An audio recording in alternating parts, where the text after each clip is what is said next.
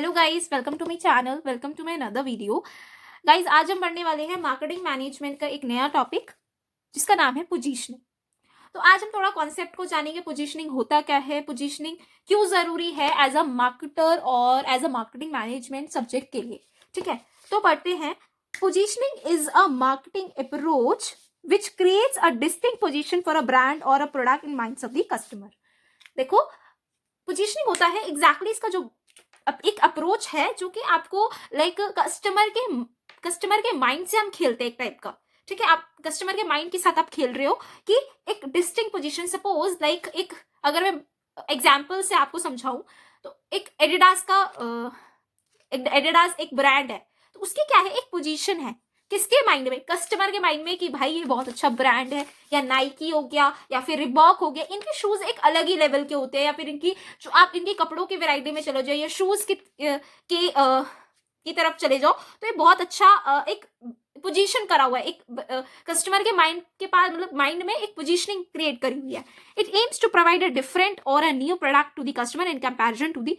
आप देखो, हमारा जो ये वाला एडिडास जो ब्रांड है, एक अलग तरीके से अपने जो उसकी और भी जो कॉम्पिटिटर्स है, नाइकी हो गया या फिर रिबॉक हो गया या फिर और भी काफी सारी ब्रांड्स है, कैंपस हो गया, तो ये क्या है कि और कस्टमर से और कॉम्पिटिटर से अलग organization. So there is a okay, so according to Kotler क्या कहते हैं, positioning is a act of designing the company is offering an image to एक्टिपाइज अ डिस्ट्रिक्ट। पोजीशनिंग एक एक्ट है, एक डिजाइनिंग ऑफ एक्ट है। कंपनी क्या करती है, कंपनी अपनी इमेज को अच्छा करने के लिए और कस्टमर के माइंड को टारगेट करके डिस्टिंक्ट एक अपनी पोजीशन बनाना चाहता है। बेशक एडिडास के ने काफी सारे कस्टमर के साथ अच्छा उनका वो ना हुआ हो, बट एक जो अलग अलग है, मतलब कि कस्टमर जो है वो रिलाई करता है, रिलायबल है वो। ठीक है, तो पोजीशनिंग ये होती है। Next, so there is a process of positioning, so there are 6 points actually. So we have learned about the competitor identification. हमें इसे क्या करना है, प्रोसेस ऑफ हमें क्या करना पड़ेगा, अब हमें कॉम्पिटिटर आइडेंटिफाई करना है। The company has to very you careful in way in which it defines the competition. The definition of the competitor has to be broad, it need not to be limited to the companies which are making the same types of products at the, मतलब कि company बहुत ज्यादा careful हो जाती है इस steps के लिए। तो कंपनी को बहुत ज्यादा चीजों को इलेबोरेट करके, चीजों को बहुत ज्यादा निचोड़ कर क्या करना है, काम करना है और कॉम्पिटिटर को आइडेंटिफाई करना है कि मेरा एक्चुअल में कॉम्पिटिटर कौन है। ठीक है, the company should analyse this keeping the customer in mind and they with, और क्या है, कंपनी कस्टमर के को सोचते हुए काम करती है। ठीक है, फिर आता है identify how competitors are perceived and evaluated. After the definition of the competitor, the next task is to map the perceptions of the customer with regards to these competitors and products. One needs to understand the various features, attributes that are considered important by the customers. These have to be analyzed through marketing research techniques.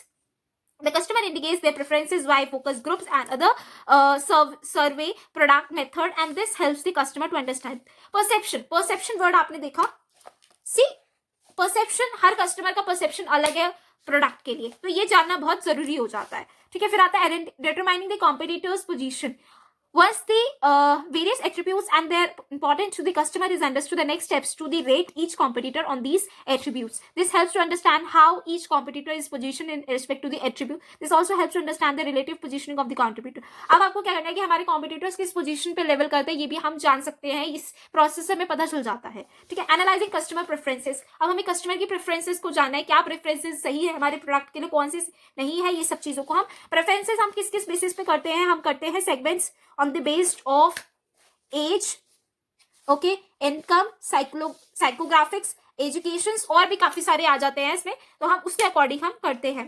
फिर आता है making the position decision. The next task involved in positioning is making about positioning discussion. It not easy to for the marketers is to take clear and accurate positioning decisions. ये चीज हम accurate नहीं कर सकते, मतलब कि हर marketer का बिल्कुल accurate नहीं होता है। हम एनालाइज इस तरीके से करते हैं कि मतलब कि एकदम एक्यूरेट नहीं होता है चीजों को, हम एनालाइज ही कर सकते हैं, हम फोरकास्ट ही कर सकते हैं। Even market research is not so helpful to determine the positioning, मतलब मार्केट रिसर्च भी इतनी फिट नहीं होती है, क्योंकि डायनेमिक नेचर है भाई, कुछ भी हो सकता है, ठीक है। Therefore some subjective decisions are taken for marketers whether the segmentation is suitable और नॉट, मतलब जो हम सेगमेंटेशन कर रहे हैं अपने प्रोडक्ट के लिए, हम वो सुटेबल रहेगा या नहीं रहेगा, whether enough resources are available for communication, हमारे रिसोर्सेज इनफ है या नहीं है, what is the level of competition, कितना लेवल है। जब आप मार्केट में घुसते हो ना तो आपको नहीं पता रहता है कि कितना कॉम्पिटिशन है मार्केट में, कितना नहीं है, बट जब आप चीजों को करते चलते तो तुम्हें पता चलता है कि बहुत कॉम्पिटिशन है। अगर मैं एग्जाम्पल करूं कि यूट्यूब की ही मैं ले लेती हूँ बात, यूट्यूब पे सैकड़ों वीडियोस पड़ी होंगी इससे रिलेटेड, बट एक क्वालिटी कंटेंट कौन प्रोवाइड कर रहा है वी डोंट नो, हमें ढूंढना पड़ता है, राइट। तो हमारे पास कंपटीशन, एजुकेशन में भी कंपटीशन बहुत है, ठीक है। हर आप किसी भी फील्ड में चले जाओगे आपको कंपटीशन मिलेगा ही मिलेगा, विदाउट कंपटीशन कुछ भी नहीं है। किसी भी फील्ड में चले जाओ आप, कंपटीशन आपको मिलेगा ही मिलेगा। तो हमें जब तक आप उस लाइन में घुसोगे नहीं, जब तक आप एग्जीक्यूट नहीं करोगे चीजों को, देखो बिजनेस बोल देना बहुत आसान होता है, बट उसे एग्जीक्यूट करना, उसमें काम करना वो बहुत मुश्किल हो जाता है। एक इंसान को कहने को बहुत ईजी है कि यार एक यूट्यूब चैनल बना लेते हैं,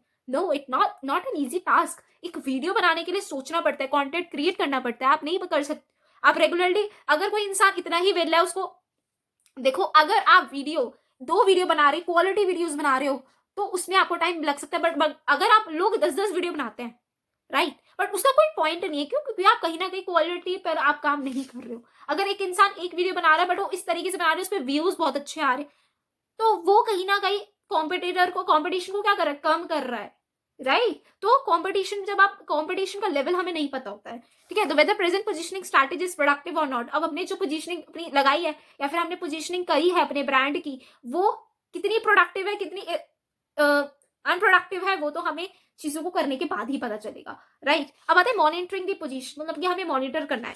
once the positioning strategy is generated the company needs to check how the successful the strategy is the market place, मतलब अब क्या मार्केटर देखेगा कि हमारी जो पोजीशनिंग है वो स्ट्रैटेजी वो ठीक रही या नहीं रही, ठीक है, वो चेक करेगा। These are typically noted through tracking studies, track करना पड़ता है चीजों को। These studies check the changes in the image of company over a period of time. The perception of the consumer are noted without any lag time. The perspective image of the positioning strategies is not.